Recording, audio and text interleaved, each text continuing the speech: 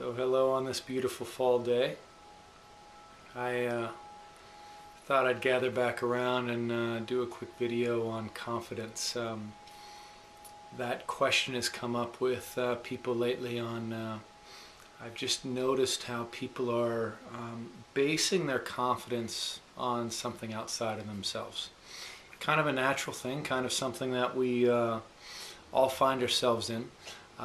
And yet it keeps us in this place of inevitable suffering.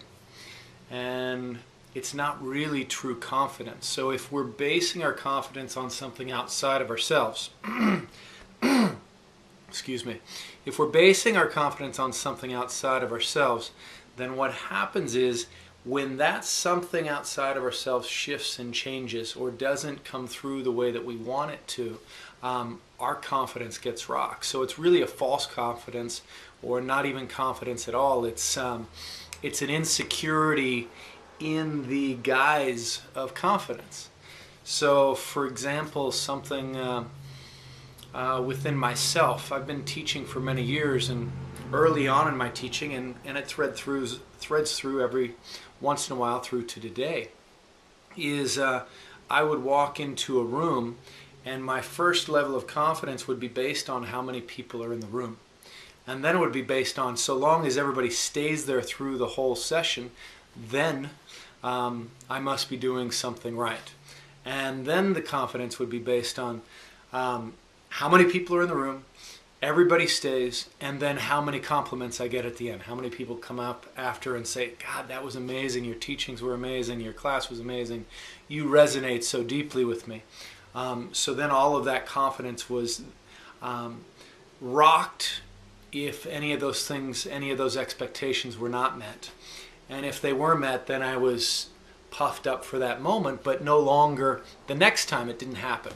So if you find that your confidence goes in waves and it wavers based on what other people think of you, how they respond to you, or what your expectations, if they're met or not, then those are sure signs that you or I or all of us are living in a false confidence, this place based on something outside of ourselves.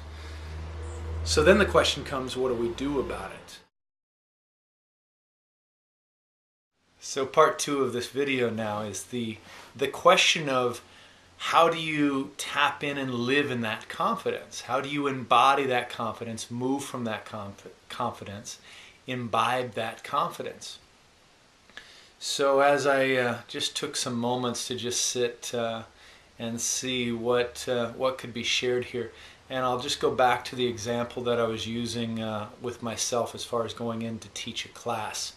So those times that I've gone in to teach anything, a workshop, a class, anything, and I'm feeling the nerves, what would help me immensely is just to take a few moments beforehand and really tune in to what's the purpose, why I am there, what's my intention while I go in to teach this class or this workshop.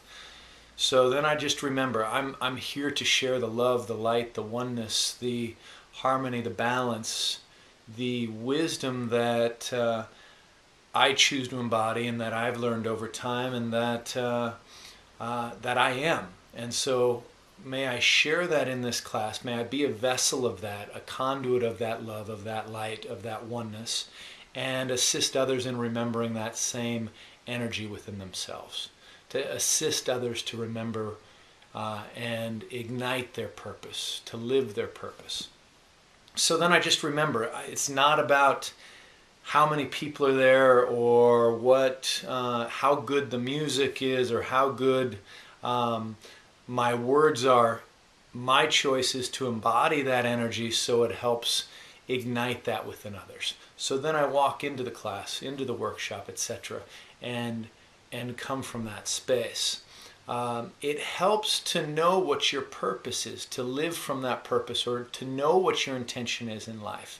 If you haven't looked at my my first video on the North Star, it directly addresses really tapping into what your overall umbrella intention is in life and live from that place. So then you teach from that place. You go into your class, into work, into wherever you're going, into the date, whatever it is that you're doing with that umbrella intention, with that North Star purpose.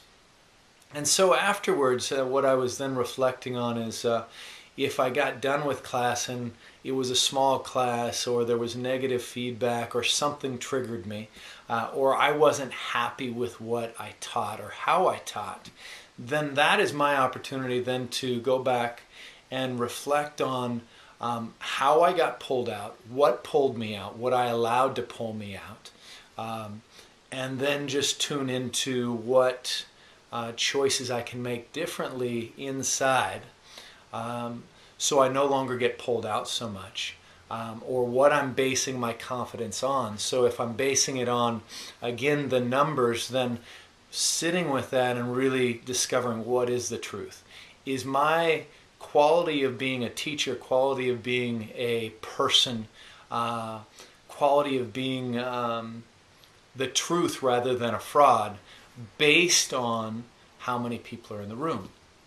And I start to reflect. I'm like, no, the quality of who I am is not based on anything outside of me. So then I go in. What is my quality based on? It's based on how I view myself.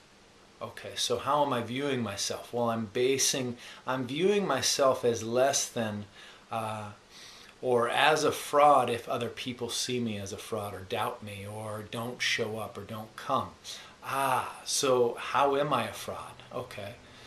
Well, if I'm a fraud, I'm afraid of other people viewing me as a fraud. Oh, okay. So if I'm afraid of other people viewing me as a fraud, am I a fraud? Immediately the answer goes no, but then, well, what if I'm a fraud? If I'm a fraud, that's not comfortable. If I'm a fraud. Because if I'm a fraud, then I'm not telling the truth. So the truth is, I'm going in to teach, and if I'm trying to be something I'm not, then I'm being a fraud. So then my opportunity is to go in there as authentically as possible, and to share as authentically as possible. Not to claim that I am almighty and that I'm this great teacher. I just have something to share, and I'm sharing it. Not to claim anything more than that. So I'm like, okay, so if I come in authentically, then there's no more fear of being a fraud. So you do that kind of investigation. However you investigate when a challenge comes up, then going inward and asking those questions to discover how you can return to that inner peace and confidence within yourself. So those are the things to address afterwards. Go in with intention. Go in with purpose. Remember why you're there, why you're truly there, not based on something outside of yourself, but why you're there for you and what you're there to share. And then afterwards, however you get pulled out, then just return, keep going, unwinding until you discover your true inner self, your truth, your confidence, and then choose for the next time to live from that place, from the next moment to live from that place. And when we fall off, when it's not perfect, when we're not perfect, then go in and just discover what those imperfections are, what needs to be shifted and changed, and then commit to that. Commit to it in a daily practice. And by the way, the perfect thing, it's not about being perfect, it's about discovering how we can just embody that truth, that authenticity, that confidence coming from that inner authenticity. I hope this helps. Many blessings to you. Namaste.